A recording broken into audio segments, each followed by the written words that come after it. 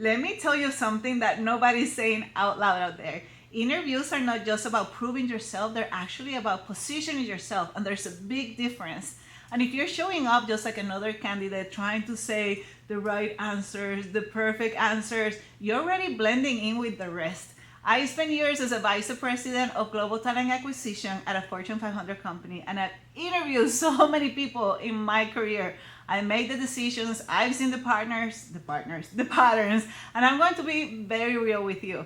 The people who actually stand out in interviews, they're doing these 5 things that almost nobody talks about. Not your career coach, not your college advisor, and definitely not ChatGPT. These are the skills that make you unforgettable.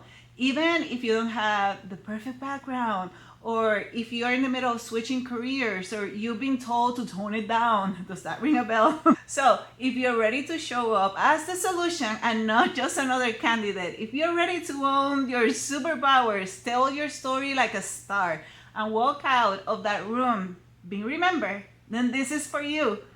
I got inspired to do this video because I have a client for the past 2 months. She's been doing interview after interview. Before we started working together, and she said, Jenny, I'm at a point that this whole interview thing is starting to feel like a full-time job, and I'm getting no answers. Crickets, nothing. What is wrong with me? There's nothing wrong with you. That's what I told her to say. The thing is that the market is not the market we had 5 years ago, the market we had 3 years ago. Honestly, not even the market we had 6 months ago. It's extremely competitive. Is it a challenge? Yes. Is it doable? Of course. We just need to be very intentional. And these 5 tips that I'm going to share with you are exactly the ones that I work with her, I share with her. She implemented, and guess what? She just had a call last week that she got the job offer in the area, the company she wanted, with the values that align with her, doing super innovative work. She's so excited. She starts on Monday, and that's exactly what I'm going to be sharing here with you. Now let's get started with the tips. Oh, and it's more of a reminder. It's a 2-way process. That's it. Most people go into interviews thinking that they're being evaluated like if they're in school, right? Wrong. Interviews are mutual. You're not just being assessed, but you're also assessing them too. You're thinking about, hey, is this company aligned with my values? Are you actually seeing yourself growing there? Are they going to honor your voice, your culture, your brilliance, your you? When you walk in knowing that it's a 2-way street, your energy changes because you're not desperate, you're discerning.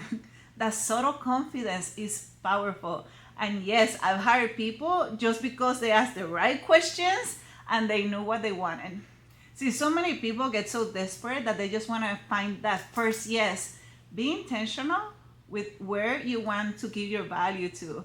Because again, this is like a home away from home, and you want to make sure that you are working on work that energizes you in a culture that allows you to be you, in an environment that also values development. All of those things are really, really key. So remember, they're not just choosing you, you're also choosing them.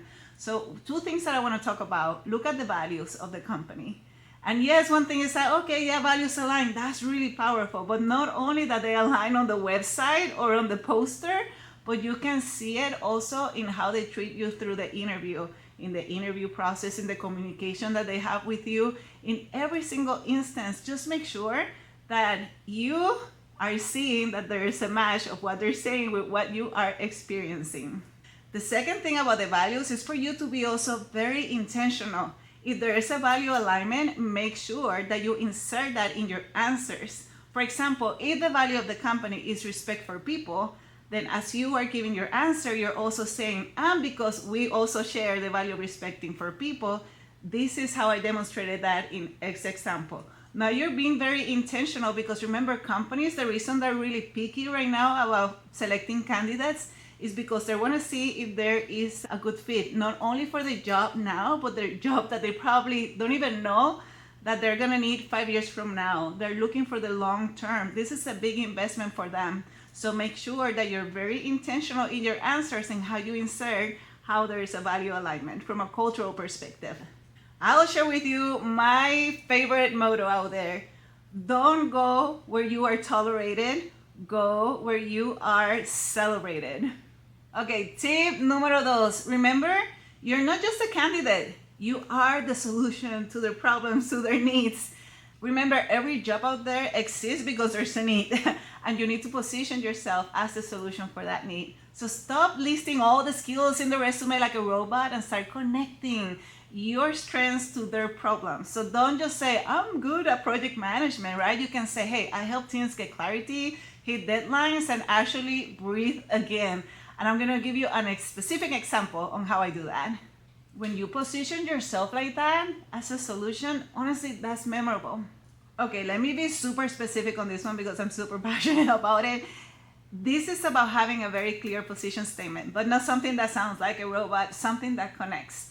Let me give you 2 examples. If you say, hey, Jenny, tell me about you in an interview.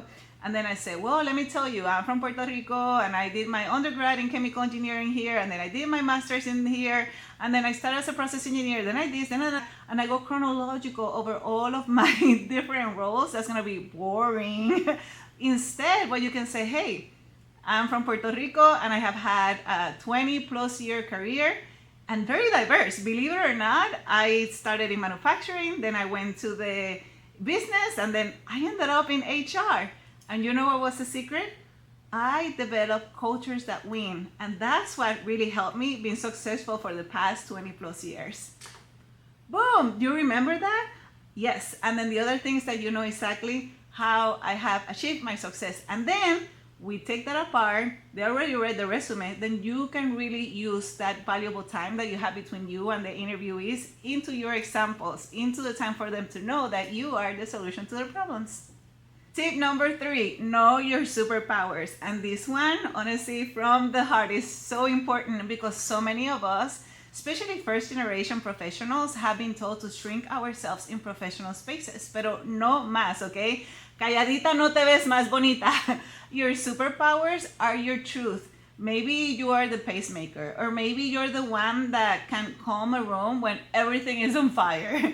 Maybe people trust you instantly. Name them, own them. Not a whole list, the top 2 or 3, otherwise you start diluting yourself.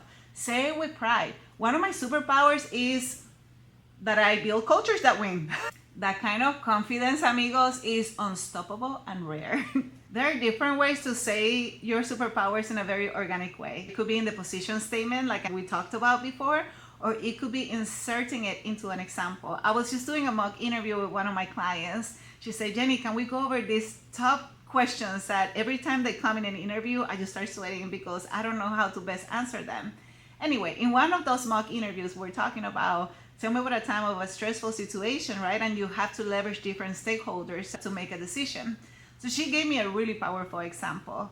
But then I say, hey, that's exactly where at the end, before you put a little lacito, right? A little bow at the end, you say, and by the way, that's one of my superpowers. When things are hectic and on fire, I'm the glue. I'm the people who keep people calm and also focused. Focus on solutions. What a powerful way to not only give a specific example, but also to share that that's one of your superpowers. So think about what is that for you. Tip number 4, I didn't know how to name this one. Be a star. The method and also the vibe, okay? Let's talk about strategy. If you heard of the STAR method, it's so valuable. Situation, task, action, result. That's a great starting point, but I want you to also go deeper. Don't give a dry, robotic answer. Tell a story that makes them feel something, okay? Don't just say, we improve efficiency by 20%. You can say, hey, our team was drowning. Everybody was burned out. And I stepped in. We simplified our workflow. And within 3 months, we were not just surviving, we were actually thriving. And that's what I bring. Things like that. See, it's organic, but you're bringing people into the situation. Because guess what, amigos? Facts get you remembered, but feelings get you hired. I'm talking about being remembered. Honestly, that's tip number 5. At the end of the day, interviews are not just about checking boxes. They're about being remembered. So how will they describe you after you leave the room? Are they gonna remember you? That's the woman who had that fire in her voice, or that's the guy who talked about helping his community and meant it. It could be, hey, that's the one who made me excited about this role again. Be that person. Leave that spark. Tell the story. Share your truth and speak with soul. They'll remember you. When it's time to make a decision, that's what matters. And also remember to always give a specific example. I know I say I'm not going to give you tips that are given, but please, please, I've seen that so many times where people just say, well, I normally do this, I usually do that. No, give a specific example. Bring them to the situation. What was the task? What was your action? And what was the result? You made it through the 5 tips, and I already know that you're not going to show up to the next interview the same way you've done before. So I applaud you for that. And remember, if there was something here that resonated with you, please, please like it, comment, share. The stronger that we become, the better. Remember, tú puedes. You're not just trying to get higher. You're stepping into your purpose. So let's keep growing, amigos. Talking about superpowers, I have a free guide that is going to help you through step by step how you can not only understand what your superpowers are, but how you can amplify them and use them with intention so they can start opening doors for you. All you have to do is go to the comments below and click on the link, and I'll see you there. And for those of you who don't know me, my name is Jenny Lopez, and I help you, yes, you, to really own your superpower so you can start opening opportunities to you. The next job, the new business, the new impact project. And you do it in a way that is authentic and intentional, because that's whenever you do your best work. Lead with intention and create impact out there, my friend.